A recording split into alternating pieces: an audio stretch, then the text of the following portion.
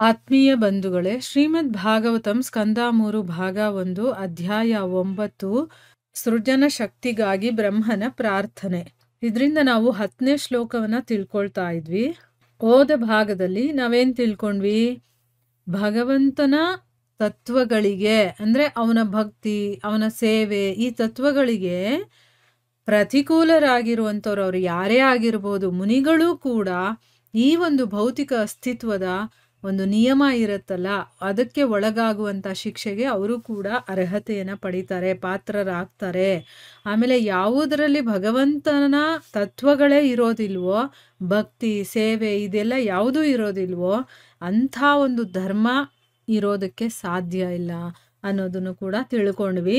ಆಮೇಲೆ ಮೋಕ್ಷಕ್ಕೋಸ್ಕರ ಎಂಥ ವ್ರತ ನಿಯಮಗಳು ಏನೇ ಮಾಡಿದ್ರು ಕೂಡ ಅಲ್ಲಿ ಭಕ್ತಿ, ಆ ಸೇವೆ ಅದೆಲ್ಲ ಇಲ್ಲ ಅಂತಂದರೆ ಅಂಥವರು ಬ್ರಹ್ಮಜ್ಯೋತಿಯವರೆಗೂ ತಲುಪಬಹುದೇ ಹೊರತು ಅಲ್ಲಿಂದ ಮುಂದಕ್ಕೆ ಹೋಗೋಕ್ಕಾಗಲ್ಲ. ಅವರು ಮತ್ತೆ ಈ ಒಂದು ಭೌತಿಕ ಪ್ರಪಂಚಕ್ಕೆ ಬರಲೇಬೇಕಾಗುತ್ತೆ. ಈ ವಿಷಯದ ಬಗ್ಗೆ ಭಾಗವತದಲ್ಲಿ ಏನು ಹೇಳಿದ್ದಾರೆ ಅದನ್ನು ಕೂಡ ನಾವು ಓದೋ ಭಾಗದಲ್ಲಿ ತಿಳ್ಕೊಂಡ್ವಿ. ಅದಕ್ಕೋಸ್ಕರನೇ ಭಗವಂತನ ಭಕ್ತಿ ಸೇವೆಯ ತತ್ವ ಇಲ್ಲದೆ ಯಾರೂ ಕೂಡ ಧರ್ಮ ಪದ್ಧತಿಯನ್ನು ಸೃಷ್ಟಿ ಮಾಡೋದಕ್ಕಾಗೋದಿಲ್ಲ ಅನ್ನೋದನ್ನ ತಿಳ್ಕೊಂಡ್ವಿ. ಈಗ ಹೇಳ್ತಾ ಇದ್ದಾರೆ ಇಲ್ಲಿ ಶ್ರೀಮದ್ ಭಾಗವತದ 6ನೇ ಸ್ಕಂದದಲ್ಲಿ ನಾವು ಕಾಣುವಂತೆ ಧರ್ಮತತ್ವಗಳ ಪ್ರಾರಂಭಕಾರನು ಸ್ವತಃ ಭಗವಂತನೇ ಆಗಿರುತ್ತಾನೆ. ಭಗವದ್ಗೀತೆಯಲ್ಲಿಯೂ ಭಗವಂತನಿಗೆ ಶರಣಾಗುವ ಪ್ರಕ್ರಿಯೆ ಈಡೇರುವುದನ್ನುಳಿದು ಇತರ ಎಲ್ಲ ಧರ್ಮಗಳನ್ನು ಭಗವಂತನು ಖಂಡಿಸಿರುವುದನ್ನು ಕಾಣುತ್ತೇವೆ. ಅಂದರೆ ಅರ್ಥ ಏನು? ಭಾಗವತದ 6ನೇ ಸ್ಕಂದದಲ್ಲೂ ಕೂಡ ಇದ್ರ ಬಗ್ಗೆ ಭಗವಂತ ಹೇಳಿದಾನೆ. ಏನು ಅಂತಂದರೆ ಧರ್ಮತತ್ವಗಳ ಪ್ರಾರಂಭಕಾರ ಯಾರು? ಧರ್ಮತತ್ವಗಳನ್ನು ಮಾಡಿರೋನು ಯಾರು? ಮೊದಲು ಅವನೇ ಮಾಡಿರೋದು. ನನ್ನ ಜಗತ್ತು, ನಾನು ಸೃಷ್ಟಿ ಮಾಡಿರುವಂಥ ಜಗತ್ತಲ್ಲಿ ಈ ರೀತಿನೇ ಇರಬೇಕು ಅಂತಂದ್ಬಿಟ್ಟು. ಸೊ ಅಲ್ಲಿ ಭಗವದ್ಗೀತೆಯಲ್ಲಿ ಭಗವಂತ ಸ್ವಯಂ ಹೇಳ್ತಾನಲ್ವಾ, ಏನು ಹೇಳ್ತಾನೆ? ನನಗೆ ಶರಣಾಗತಿ ಆಗೋದಿದೆಯಲ್ಲ ಅದೇ ಎಲ್ಲಕ್ಕಿಂತ ಶ್ರೇಷ್ಠ.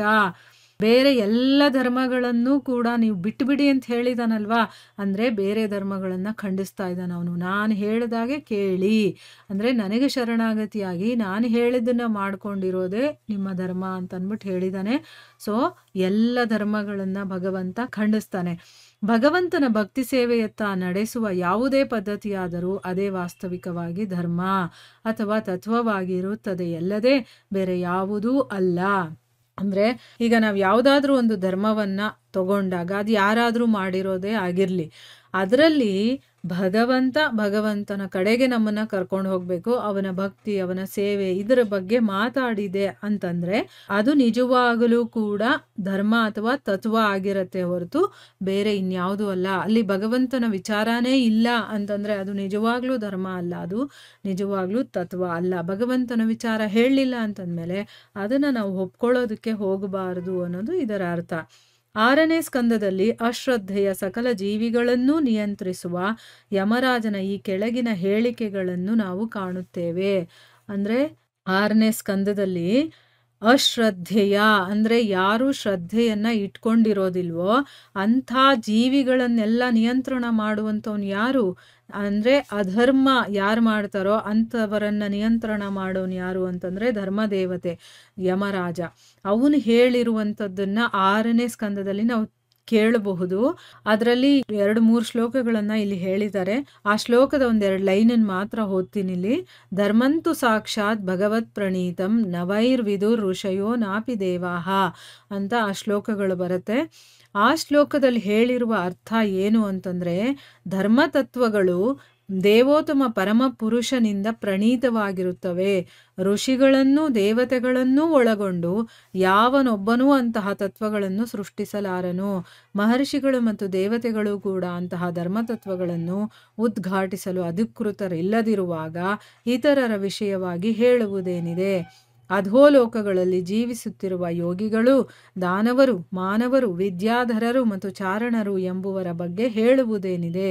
12 ಪುರುಷರಾದ ಬ್ರಹ್ಮ, ನಾರದ, ಶಿವ, ಮಾರ, ಕಪಿಲ, ಮನು, ಪ್ರಹ್ಲಾದ ಮಹಾರಾಜ, ಜನಕ ಮಹಾರಾಜ, ಭೀಷ್ಮ, ಬಲಿ, ಶುಕಮುನಿಗಳು ಮತ್ತು ಯಮರಾಜ ಎಂಬುವರು ಧರ್ಮತತ್ವಗಳನ್ನು ಕುರಿತು ಮಾತನಾಡಲು ಮತ್ತು ಪ್ರಚಾರಪಡಿಸಲು ಭಗವಂತನ ಅಧಿಕೃತ ಕಾರ್ಯಭಾರಿಗಳಾಗಿರುತ್ತಾರೆ. ಈ ಶ್ಲೋಕಗಳ ಅರ್ಥ ಏನು ಅಂತಂದರೆ ಧರ್ಮ ತತ್ವಗಳು ಅನ್ನೋದು ಭಗವಂತನಿಂದಾನೇ ಬಂದಿರುವಂಥದ್ದು. ಋಷಿಗಳು ಮತ್ತೆ ದೇವತೆಗಳು ಈಗ ಭಗವಂತನನ್ನ ಬಿಟ್ರೆ ನೆಕ್ಸ್ಟ್ ಸ್ಟೇಜಲ್ಲಿ ಇರುವಂಥವ್ರು ಯಾರು ಅಂತಂದ್ರೆ ದೇವತೆಗಳು ಮತ್ತೆ ಋಷಿಗಳು. ಅಂದ್ರೆ ಮನುಷ್ಯರಿಂದ ಅದನ್ನ ತಗೊಂಡಾಗ ಊರ್ಧ್ವ ಲೋಕಗಳಲ್ಲಿ ತುಂಬಾ ಉನ್ನತ ಮಟ್ಟದಲ್ಲಿರುವಂಥವ್ರು ಯಾರು ಅಂತಂದ್ರೆ ದೇವತೆಗಳು ಮತ್ತೆ ಋಷಿಗಳು. ಅವರೇ ಅಂತ ತತ್ವಗಳನ್ನ ಸೃಷ್ಟಿ ಮಾಡೋದಕ್ಕಾಗಲ್ಲ, ಭಗವಂತನೇ ಸೃಷ್ಟಿ ಮಾಡೋದು ಇದನ್ನ ಅಂತಂದ್ಮೇಲೆ ಇನ್ನು ಅವ್ರಿಗಿಂತ ಕೆಳಗಡೆ ಯಾರು ಮಹರ್ಷಿಗಳು ದೇವತೆಗಳು ಇವರೇ ಮಾಡಕ್ಕಾಗಲ್ಲ ಅಂತಂದ್ಮೇಲೆ ಅಧೋಲೋಕಗಳು ಇವೆಲ್ಲ ಊರ್ಧ್ವ ಲೋಕಗಳು, ಯಾರು ಋಷಿ ಮುನಿಗಳು ದೇವತೆಗಳಿರುವಂಥದ್ದು. ಅದಕ್ಕಿಂತ ಕೆಳಮಟ್ಟದಲ್ಲಿರುವಂಥವ್ರು ಯಾರು ಯೋಗಿಗಳು, ದಾನವರು, ಮಾನವರು, ವಿದ್ಯಾಧರರು, ಚಾರಣರು. ಇವ್ರ ಬಗ್ಗೆ ಹೇಳೋದೇನಿದೆ, ದೇವತೆಗಳೇ ಮಾಡೋಕ್ಕಾಗಲ್ಲ ಅಂತಂದ್ಮೇಲೆ ಇವ್ರ ಬಗ್ಗೆ ನಮ್ಮಂಥ ಸಾಮಾನ್ಯ ಮನುಷ್ಯರು ಮಾಡೋದಕ್ಕೆ ಸಾಧ್ಯನಾ? ಇಲ್ಲ ಅನ್ನೋದು ಇದರ ಅರ್ಥ. ಇನ್ನು 12 ಪುರುಷರು ಅಂದ್ರೆ ಏನು, 12 ಜನ ಉತ್ತಮ ಪುರುಷರು ಅಂತಿದ್ದಾರೆ. ಇವರಿಗೆ ಭಗವಂತ ಒಂದು ಅಧಿಕಾರವನ್ನ ಕೊಟ್ಟಿದ್ದಾನೆ. ಅಂದ್ರೆ ಏನು, ಈಗ ಒಬ್ಬ ಯಜಮಾನ ಇರ್ತಾನೆ, ಅವನ ಕೆಲಸಗಳನ್ನ ಮಾಡೋದಕ್ಕೆ ಅವರಿಗೆ ಮಾತ್ರ ಪರ್ಮಿಷನ್ ಕೊಟ್ಟಿರ್ತಾನೆ. ಕೆಲವೊಂದು ರೂಲ್ಸ್ ಇರುತ್ತಲ್ಲ, ಅದನ್ನ ನೀವು ಹೇಳಿ ಅವರಿಗೆ ಅಂತಂದ್ಬಿಟ್ಟು ಅವ್ರಿಗೆ ಅಧಿಕಾರ ಕೊಟ್ಟಿರ್ತಾನೆ. ಅವರು ಮಾತ್ರ ಅದನ್ನ ಎಲ್ಲ ಕಡೆ ಹೇಳೋದಕ್ಕೆ ಸಾಧ್ಯ. ಯಾರೋ ಒಬ್ಬ ಸಾಮಾನ್ಯ ಮನುಷ್ಯ ಬಂದ್ಬಿಟ್ಟು ಈ ರೀತಿ ಒಂದು ರೂಲ್ಸ್ ಇದೆ, ಇದನ್ನ ನೀವು ಮಾಡಬೇಕು, ಪಾಲನೆ ಮಾಡಬೇಕು ಅಂತಂದ್ರೆ ಯಾರು, ನಿನಗೆ ಯಾರಾದರೂ ಓನರ್ ಪರ್ಮಿಷನ್ ಕೊಟ್ಟಿದ್ದಾರಾ ಇದನ್ನ ಹೇಳೋದಕ್ಕೆ? ಓನರ್ ಹೇಳಿದಾರ ಇದು ಅಂತ ನಾವು ಕೇಳ್ತೀವಿ ಅಲ್ವಾ? ಅಂದ್ರೆ ಒಂದು ಅಥಾರಿಟಿ ಇರಬೇಕು, ಆ ಅಥಾರಿಟಿಯಿಂದ ನಾವು ತಿಳ್ಕೋಬೇಕು. ಈಗ ಅದೇ ರೀತಿ ಭಗವಂತ ಮಾಡಿರುವಂತಹ ನಿಯಮಗಳನ್ನ ಅಥವಾ ತತ್ವಗಳೇನಿದೆಯೋ ಅದನ್ನ ಬೇರೆಯವರವರೆಗೂ ತಲುಪಿಸೋದಕ್ಕೆ 12 ಜನರಿಗೆ ಅಥಾರಿಟಿಯನ್ನ ಕೊಟ್ಟಿದ್ದಾನೆ, ಅವರಿಗೆ ಪರ್ಮಿಷನ್ ಕೊಟ್ಟಿದ್ದಾನೆ. ನೀವು ಹೋಗ್ಬಿಟ್ಟು ಅವರಿಗೆ ಪ್ರಚಾರ ಮಾಡಿ ಅಥವಾ ಇದ್ರ ಬಗ್ಗೆ ತಿಳುವಳಿಕೆ ಹೇಳಿ ಅಂತಂದ್ಬಿಟ್ಟು ಅಂಥವರಿಂದ ಮಾತ್ರ ನಾವು ತಿಳ್ಕೋಬೇಕು. ಯಾರೋ ದಾರಿಲಿ ಹೋಗೋರು ಬಂದು ಏನೋ ಒಂದು ಹೇಳ್ತಾರೆ ಅಂತಂದ್ರೆ ಅದನ್ನ ನಾವು ನಂಬಕ್ ಹೋಗ್ಬಾರ್ದು, ಅದನ್ನ ನಾವು ಫಾಲೋನೂ ಕೂಡ ಮಾಡಬಾರ್ದು. ಅಥಾರಿಟಿಯಿಂದ ಬಂದಿರೋರನ್ನ ಮಾತ್ರ ನಾವು ಫಾಲೋ ಮಾಡಬೇಕು. ಈ ವಿಷಯದ ಬಗ್ಗೆ ಗುರುಗಳು ಬೇಕಾದಷ್ಟು ಸರಿ ಹೇಳ್ತಾರೆ. ಮೂಲದಿಂದ ಯಾರು ಆ ಒಂದು ಅಥಾರಿಟೇಟಿವ್ ಪರ್ಸನ್ ಇರ್ತಾನೋ ಆ ವ್ಯಕ್ತಿಯಿಂದ ನೀವು ತಿಳ್ಕೋಬೇಕು ಅಂತ ಹೇಳ್ತಾ ಇರ್ತಾರಲ್ಲ, ಆ ವ್ಯಕ್ತಿಗಳು ಯಾರು ಅಂತಂದ್ರೆ ಇವರೇ 12 ಪುರುಷರು. ಯಾರ್ಯಾರು ಅವರು ಅಂತಂದ್ರೆ ಬ್ರಹ್ಮ. ಈಗ ಬ್ರಹ್ಮನಿಂದ ಬಂದಿರುವಂತ ಬ್ರಹ್ಮ ಸಂಹಿತೆ ಆಗಿರ್ಬೋದು, ಅದನ್ನ ಓದಿ ಅದನ್ನ ತಿಳ್ಕೋಬಹುದು. ಅದರಲ್ಲಿರುವ ತತ್ವಗಳು ಭಗವಂತ ಏನ್ ಹೇಳಿದಾನೋ ಅದೇ ಇರೋದು ಆಯ್ತಾ. ಆ ರೀತಿ 12 ಜನ ಯಾರ್ಯಾರು ಅನ್ನೋದನ್ನ ನೋಡೋಣ. ಬ್ರಹ್ಮ, ನಾರದ, ಶಿವ, ಮಾರ, ಕಪಿಲ, ಮನು, ಪ್ರಹ್ಲಾದ ಮಹಾರಾಜ, ಜನಕ ಮಹಾರಾಜ, ಭೀಷ್ಮ, ಬಲಿ, ಶುಕಮುನಿಗಳು ಮತ್ತೆ ಯಮರಾಜ. ಇವರು 12 ಜನ ಒಂದು ಅಥಾರಿಟಿನಲ್ಲಿ ಇರುವಂಥವ್ರು.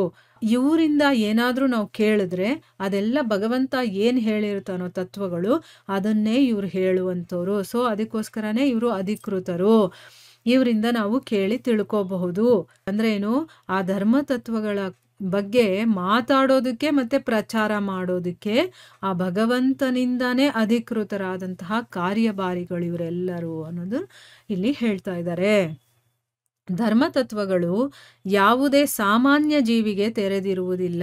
ಅವು ಮಾನವರನ್ನು ನೀತಿಯ ಹಂತಕ್ಕೆ ತರುವುದಕ್ಕಾಗಿಯೇ ಇರುತ್ತವೆ.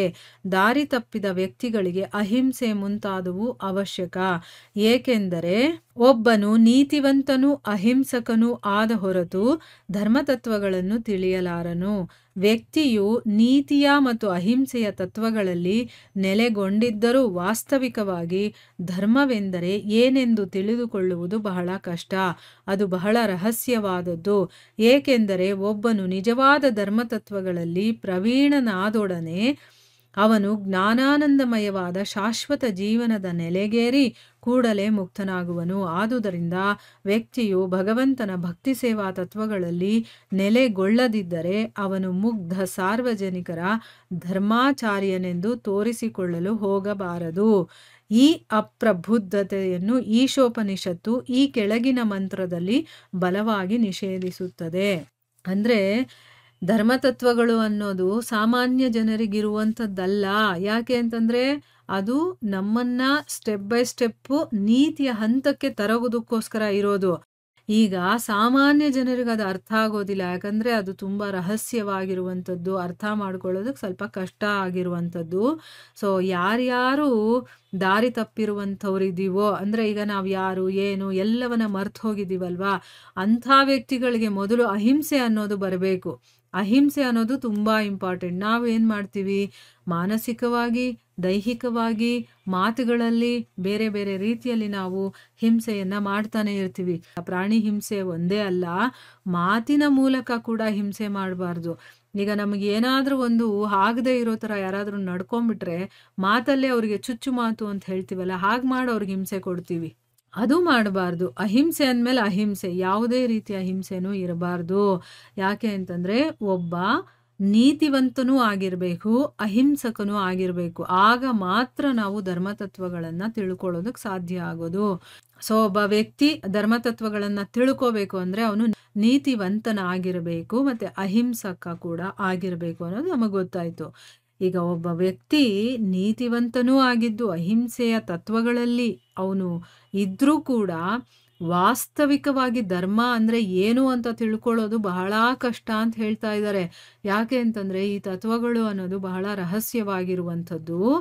ಯಾಕೆ ಅಂದ್ರೆ ಒಬ್ಬ ನಿಜವಾಗ್ಲೂ ಏನಾದರೂ ಧರ್ಮತತ್ವಗಳಲ್ಲಿ ಪ್ರವೀಣನಾಗ್ಬಿಟ್ರೆ, ಅವನು ಅರ್ಥ ಮಾಡಿಕೊಳ್ಳುವಂಥ ಒಂದು ಕೆಪಾಸಿಟಿ ಅವನಲ್ಲಿ ಬಂದ್ಬಿಡ್ತು ಅಂತಂದ್ರೆ ಅವನಿಗೆಲ್ಲ ಕ್ಲೀನಾಗಿ ಕಾಣಿಸೋದಕ್ಕೆ ಶುರು ಆಗ್ಬಿಡುತ್ತೆ. ಅವನಿಗೆ ಒಂದು ದೃಷ್ಟಿ ಸಿಕ್ಕಿಬಿಡುತ್ತೆ. ಅದರಿಂದ ಏನಾಯ್ತು, ಈ ಜಗತ್ತೇನು, ನಾನೇನು, ಭಗವಂತ ಏನು ಎಲ್ಲವೂ ಅವನಿಗೆ ಗೊತ್ತಾಗ್ಬಿಡುತ್ತೆ. ಆವಾಗ ಅವನು ಜ್ಞಾನಾನಂದಮಯವಾದಂತಹ ಶಾಶ್ವತ ಜೀವನದ ನೆಲೆಗೆ ಅವನು ಏರ್ತಾನೆ. ಆಗ ಅವನು ತಕ್ಷಣನೇ ಮುಕ್ತನಾಗ್ಬಿಡ್ತಾನೆ. ಅದಕ್ಕೋಸ್ಕರನೇ ನೋಡಿ, ತತ್ವಗಳು ಅನ್ನೋದು ತುಂಬಾ ಇಂಪಾರ್ಟೆಂಟು. ಈಗ ನಾವು ಜ್ಞಾನವನ್ನೇ ತಿಳ್ಕೊಂಡಿಲ್ಲ ಅಂತಂದ್ರೆ ತತ್ವಗಳು ನಮ್ಗೆ ಹೇಗೆ ಅರ್ಥ ಆಗುತ್ತೆ? ಜ್ಞಾನವನ್ನ ತಿಳ್ಕೊಳ್ಳೋದಕ್ಕೆ ಪ್ರಯತ್ನ ಮಾಡಿದ್ರೆ ಅಲ್ವಾ. ಬರೀ ಭಕ್ತಿ ಅಂತಂದ್ರೆ ದೇವಸ್ಥಾನಕ್ಕೆ ಹೋಗೋದು, ಪೂಜೆ ಮಾಡಿಸೋದು ಇದೇ ಅನ್ಕೊಂಡ್ಬಿಟ್ಟಿದೀವಿ. ಅದು ತಪ್ಪು. ಅದು ಒಂದು ಸಾಧನೆಯಲ್ಲಿ ಒಂದು ಭಾಗ ಅಷ್ಟೇನೆ ಅದು. ಆದ್ರೆ ಜ್ಞಾನ, ತಿಳುವಳಿಕೆ ಅನ್ನೋದಿದೆಯಲ್ಲ, ಅದು ತುಂಬಾ ಇಂಪಾರ್ಟೆಂಟು. ಎಲ್ಲಿವರೆಗೂ ನಾವು ತಿಳ್ಕೊಳ್ಳೋದಿಲ್ವೋ ಅಲ್ಲಿವರೆಗೂ ನಮಗೆ ಭಗವಂತನ ತತ್ವಗಳ ಅರ್ಥ ಆಗೋದಿಲ್ಲ. ತತ್ವಗಳ ಅರ್ಥ ಆಗಿಲ್ಲ ಅಂತಂದ್ರೆ ನಾವು ಮುಕ್ತರಾಗೋದಕ್ಕೆ ಸಾಧ್ಯನೇ ಇಲ್ಲ. ಅದಕ್ಕೋಸ್ಕರನೇ ವ್ಯಕ್ತಿ ಎಲ್ಲಿವರೆಗೂ ಭಗವಂತನ ಭಕ್ತಿಯಲ್ಲಿ, ಸೇವೆಯಲ್ಲಿ, ಇಂಥ ಒಂದು ತತ್ವಗಳಲ್ಲಿ ನಮ್ಮನ್ನ ನಾವು ತೊಡಗಿಸ್ಕೊಳ್ಳೋದಿಲ್ವೋ, ನಮ್ಮನ್ನ ನಾವು ಅಲ್ಲಿ ಇರಿಸ್ಕೊಳ್ಳೋದಿಲ್ವೋ, ಅವನು ಯಾವಾಗ್ಲೂ ಕೂಡ ಬೇರೆಯವ್ರ ಮುಂದೆ ಅಂದ್ರೆ ಏನೂ ಗೊತ್ತಿಲ್ಲದೆ ಇರೋರು ಇರ್ತಾರಲ್ಲ, ಅವರ ಮುಂದಗಡೆ ನಾನೊಬ್ಬ ಧರ್ಮಾಚಾರ್ಯ ಅಂತ ಹೇಳ್ಕೊಳ್ಳೋದಕ್ಕೆ ಅಥವಾ ತೋರಿಸ್ಕೊಳ್ಳೋದಕ್ಕೆ ಹೋಗಬಾರ್ದು. ಮೊದಲು ನಾನು ಏನು ಅನ್ನೋದು ನನಗೆ ಗೊತ್ತಾಗಿ ನಾನು ಆ ಭಗವಂತನ ಭಕ್ತಿಯಲ್ಲಿ ಅವನ ಸೇವಕನಾಗಿ ನನ್ನ ಕೆಲಸಗಳನ್ನು ಮಾಡಬೇಕು. ನಾನು ಒಂದು ಸ್ಥಿತಿಗೆ ಬರಬೇಕು. ಆಮೇಲೆ ನಾನು ಬೇರೆಯವರಿಗೆ ನಾನೊಬ್ಬ ಧರ್ಮಾಚಾರ್ಯ, ನಾನು ಕೂಡ ತತ್ವಗಳನ್ನು ಹೇಳಬಲ್ಲೆ ಅಂತ ಹೇಳ್ಕೋಬೋದೇ ಹೊರತು ಏನೂ ಗೊತ್ತಿಲ್ಲದೆ ನಾವು ಅದನ್ನ ಮಾಡಕ್ ಹೋಗ್ಬಾರ್ದು. ಈ ಒಂದು ಅಪ್ರಬುದ್ಧತೆ ಅನ್ನೋದಿದೆಯಲ್ಲ, ಇದರ ಬಗ್ಗೆ ಈಶೋಪನಿಷತ್ತಿನಲ್ಲಿ ಒಂದು ಶ್ಲೋಕ ಇದೆ. ಆ ಶ್ಲೋಕ ಏನು ಅಂತ ನಾವು ಈಗ ತಿಳ್ಕೊಳ್ಳೋಣ. ಅಂಧಂ ತಮ ಪ್ರವಿಶಂತಿ ಯೇ ಸಂಭೂತಿಂ ಉಪಾಸತೆ ತಥೋ ಭೂಯ ಇವತೆ ತಮೋ ಯ ಊ ಸಂಭೂತ್ಯಾಂ ರತಾಃ. ಅಂದ್ರೆ ಅರ್ಥ ಏನು? ಒಬ್ಬ ವ್ಯಕ್ತಿ ಧರ್ಮತತ್ವಗಳನ್ನ ತಿಳಿದೇ ಇರೋನಾಗಿದ್ದು ಧರ್ಮ ವಿಷಯದಲ್ಲಿ ಏನು ಮಾತಾಡದೆ ಇರುವಂಥವನು, ಮತ್ತೆ ಭಕ್ತಿ ಸೇವೆಯ ವಾಸ್ತವಿಕ ಧರ್ಮತತ್ವಗಳ ಸಂಬಂಧನೇ ಇಲ್ಲದೆ ಧರ್ಮದ ಹೆಸರಲ್ಲಿ ಬೇರೆಯವರನ್ನೂ ಕೂಡ ತಪ್ಪಿದಾರಿಗೆ ಎಳೆಯುವವನಿಗಿಂತ ಉತ್ತಮನಾಗಿದ್ದಾನೆ. ಅಂತಹ ಧರ್ಮದರ್ಶಿ ಮಾನ್ಯರು ಬ್ರಹ್ಮನಿಂದ ಮತ್ತೆ ಇನ್ನು ಮಹಾ ಅಧಿಕೃತರಿಂದ ನಿಶ್ಚಯವಾಗಿಯೂ ಕೂಡ ಖಂಡನೆಗೆ ಒಳಗಾಗ್ತಾನೆ. ಅಂದ್ರೆ ಏನು? ಈಗ ನನಗೆ ಧರ್ಮತತ್ವಗಳು ಗೊತ್ತಿಲ್ಲ, ಆ ವಿಷಯದಲ್ಲಿ ನಾನು ಏನೂ ಮಾಡ್ತಾ ಇಲ್ಲ, ಆಗ ಅವನು ಪರವಾಗಿಲ್ಲ. ಆದ್ರೆ ನನಗೆ ಧರ್ಮ ತತ್ವಗಳೇ ಗೊತ್ತಿಲ್ಲದೆ ಬೇರೆಯವರನ್ನೂ ಕೂಡ ನಾನು ತಪ್ಪಾಗಿ ಅವರಿಗೆ ಹೇಳಿಕೊಟ್ಟು ಅವರನ್ನ ಅಧರ್ಮ ಮಾರ್ಗದಲ್ಲಿ ನಡೆಸೋದಿದೆಯಲ್ಲ, ಅವನಿಗಿಂತ ಇವನು ಪರವಾಗಿಲ್ಲ, ಇವನು ಶ್ರೇಷ್ಠ ಅಂತ ಹೇಳ್ತಾ ಇದ್ದಾರೆ. ಯಾಕಂದ್ರೆ ಏನೂ ಗೊತ್ತಿಲ್ಲದೆ ತನಗ್ ಗೊತ್ತಿರುವಂಥದ್ದು ಏನನ್ನೋ ಹೇಳಿಕೊಂಡು ಅವರನ್ನೂ ಕೂಡ ಆ ದಾರಿಯಿಂದ ಮಾರ್ಗಭ್ರಷ್ಟರನ್ನಾಗಿ ಮಾಡ್ತಾ ಇರ್ತಾನಲ್ಲ, ಅವನಿಗಿಂತ ಏನೂ ಗೊತ್ತಿಲ್ಲದೆ ಏನೂ ಮಾಡದೆ ಸುಮ್ಮನೆ ಇರೋನೇ ಲೇಸು ಅಂತ ಅಂದ್ಬಿಟ್ಟು ಹೇಳ್ತಾ ಇದ್ದಾರೆ. ಏನಾದರೂ ಈ ರೀತಿ ಬೇರೆಯವರು ಧರ್ಮದ ಹೆಸರು ಹೇಳಿಕೊಂಡು ಬೇರೆಯವರನ್ನ ತಪ್ಪು ದಾರಿಗೆ ಎಳೆಯೋಂಥವ್ನು ಇರ್ತಾನಲ್ಲ, ಅಂಥವರಿಗೆ ಈ ಧರ್ಮದರ್ಶಿಗಳು ಯಾರಿದ್ದಾರೋ ಅಂದರೆ ಬ್ರಹ್ಮ, ಇನ್ನು ಬೇಕಾದಷ್ಟು ಜನ ಇದ್ದಾರಲ್ಲ ಅಧಿಕೃತರು, 12 ಜನ ಅಂತ ನಾವು ಹೇಳಿದ್ರಲ್ಲ, ಅಂಥವರು ನಿಜವಾಗಲೂ ಅಂಥವ್ರನ್ನ ಖಂಡಿಸ್ತಾರೆ. ಮತ್ತು ಅವರು ನಿಜವಾಗ್ಲೂ ಅವ್ರು ಯಾವ ಒಂದು ಸ್ಥಿತಿಯಲ್ಲಿರ್ತಾರೋ ಅಲ್ಲಿಂದ ಕೆಳಮಟ್ಟದ ಸ್ಥಿತಿಗಂತೂ ಅವರು ಬಂದೇ ಬರ್ತಾರೆ. ಯಾಕಂದರೆ ಏನೋ ಒಂದು ಮಾಡ್ಕೊಂಡು ಹೋಗ್ತಾ ಇರ್ತಾರೆ ಅವ್ರ ಪಾಡ್ಗವರು, ಅವ್ರನ್ನ ದಾರಿ ತಪ್ಪಿಸೋ ಕೆಲಸ ಮಾಡಿಬಿಡ್ತಾರಲ್ಲ, ಅಂಥವ್ರು ಯಾವತ್ತೂ ಕೂಡ ಸರಿ ಅಲ್ಲ, ಅಂಥವ್ರು ಉತ್ತಮ ಅಲ್ವೇ ಅಲ್ಲ ಅಂತಂದ್ಬಿಟ್ಟು ಇಲ್ಲಿ ಹೇಳ್ತಾ ಇರೋದು.